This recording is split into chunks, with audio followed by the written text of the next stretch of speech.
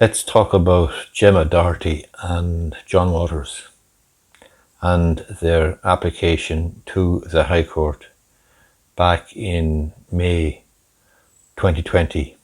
They brought a constitutional challenge or an application by way of judicial review to have the constitutionality of certain legislation and certain regulations which were passed by the Oireachtas. They sought to have these pieces of legislation, these regulations, these steps, which were brought in to counteract and deal with the COVID-19 pandemic. They sought to have them found to be unconstitutional. So, as is their entitlement, Miss Doherty or O'Doherty and Mr. Waters went off to the High Court in May of 2020. Now, judicial review is a two-step process. The first thing you must do is get permission or leave from the High Court to have a judicial review. And if you have an arguable case, then you will have a judicial review. In other words, a review by a judge of a decision by a body like the Oireachtas or like Dáil Éireann or like the Minister for Health or the Attorney General or Ireland as the state. The first application that they made was in May of 2020, and Justice Charles Meenan dealt with the case, and it was refused. The application was refused. Basically, Justice Charles Meenan found that the proposal or the laws enacted rather by Oireachtas were constitutionally permissible. But he made some interesting comments as well, in that the argument that O'Doherty and Waters were making was that this was in the public interest. The High Court in the decision, however, noted that O'Doherty and Waters had no medical or scientific qualifications or expertise, relied on their own view, their own unsubstantiated views, gave speeches, engaged in empty rhetoric, and sought to draw a parallel to Nazi Germany, which is both absurd and offensive. That's what Justice Charles Meenan found in May of 2020 in the High Court. He also said that unsubstantiated opinions, speeches, empty rhetoric, and a bogus historical parallel are not a substitute for facts. So if you intend going to the High Court at any stage for a judicial review, for the overturning of a decision by a public body, then it would be no harm to bear in mind that unsubstantiated opinion, speeches, empty rhetoric, and a bogus historical parallel, or the absence of medical or scientific qualifications or evidence will not serve you very well. You'll probably fail in your application for leave for judicial review. So that was in the 13th of May 2020. The decision was handed down by Justice Charles Meenan. You can have a look at that decision on my website, businessandlegal.ie. I've written a blog post there about Waters and O'Doherty and the High Court. Then they went back to the High Court in order to avoid having the costs of the original application, judicial review application, being awarded against them. And essentially they were contending on a number of grounds that costs should not have been awarded against them. By way of background, there's a general principle in law that costs follow the event. In other words, the winner takes all.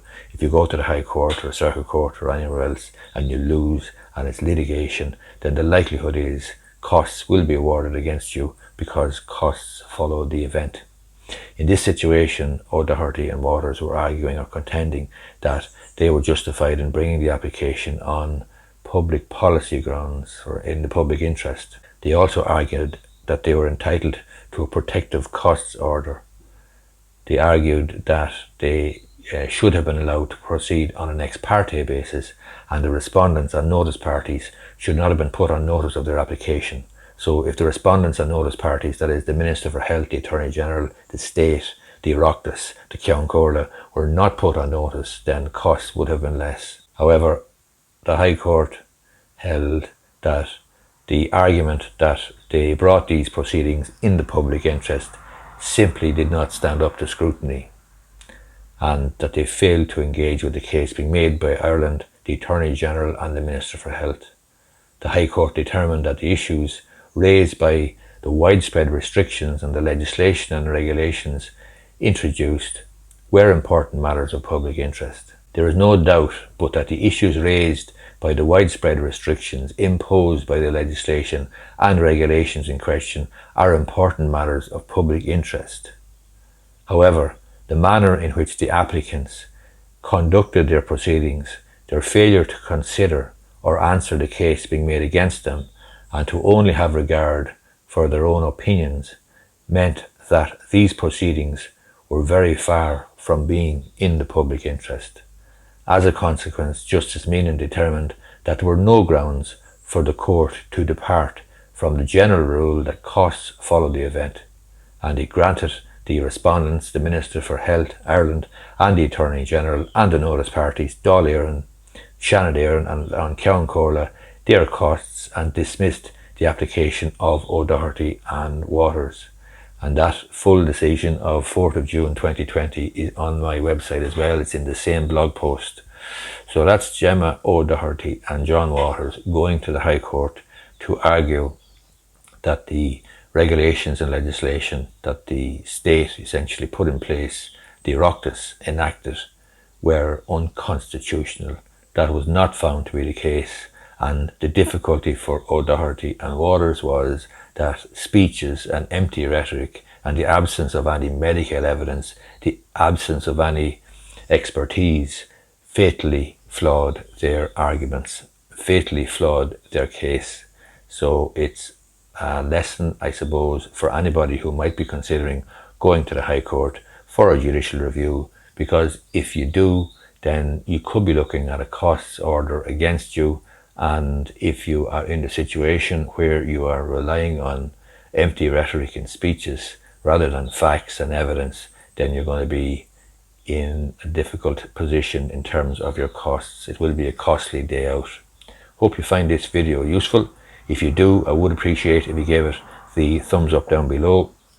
And you can read the full decision of Mr. Justice Charles Meenan from the 4th of June 2020 and the 13th of May 2020.